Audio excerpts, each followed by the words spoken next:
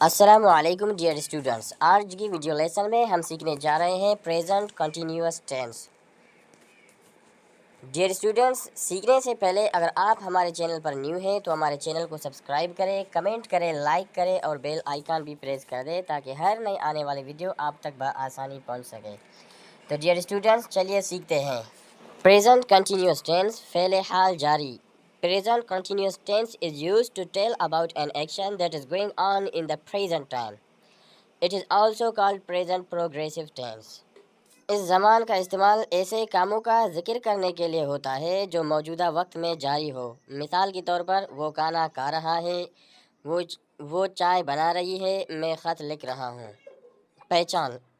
Present continuous tense की पहचान इस तरह से की जा सकती है कि इसमें उर्दू फ़िक्रात के आखिर में रहा है, रही है, रहा हूँ, रहे हैं वगैरह आता है।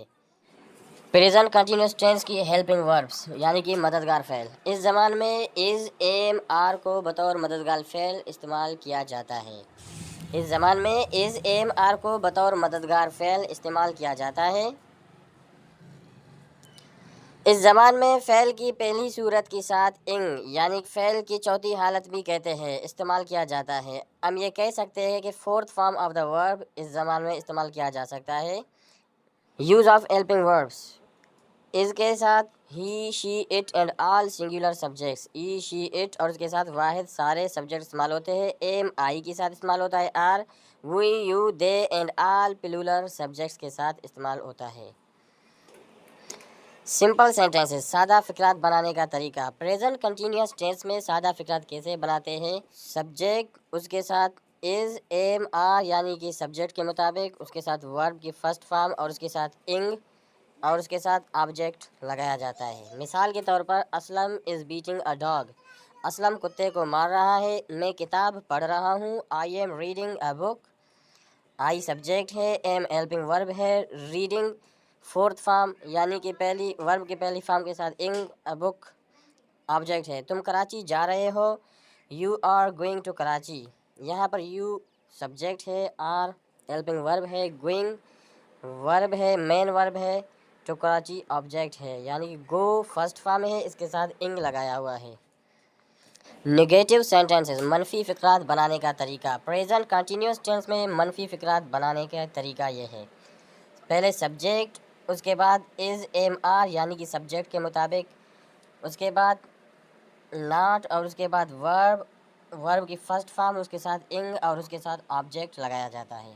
मिसाल के तौर पर, मैं सबक याद नहीं कर रहा हूँ। I am not learning my lesson.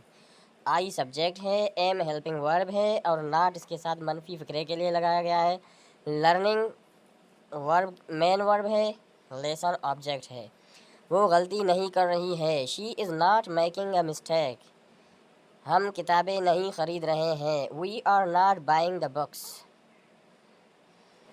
दोस्तों, मनफी फ़िक्रात के लिए हेल्पिंग वर्ब के साथ नॉट का इस्तेमाल किया जाता है और helping verb according to the subject हम इस्तेमाल करते हैं। इंट्रोगेटिव सेंटेंसेस, सवालिया फ़िक्रात बनाने का तरीका। इंट्रोगेटिव सेंटेंसेस बनाने के लिए सबसे पहले हम हेल्पिंग वर्ब को सबसे आगे रखते हैं और उसके बाद सब्जेक्ट रखते हैं, फिर वर्ब और उसकी फर्स्ट फॉर्म यानी कि fourth form of the verb इस्तेमाल करते हैं, फिर ऑब्जेक्ट। मिसाल के तौर पर, क्या हम अपना वक्त ज़ाया कर रहे हैं? Are we waiting our time. Are we wasting our time. क्या आमिर शागिर्दों को पढ़ा रहा है? Is Aamir teaching the students. क्या मैं किताब ख़रीद रहा हूँ? Am I buying the books. Dear students, मैं फिर से कह रहा हूँ, helping verb according to the subject इस्तेमाल होता है। डबल सवालिया फ़िक्रात बनाने का तरीका।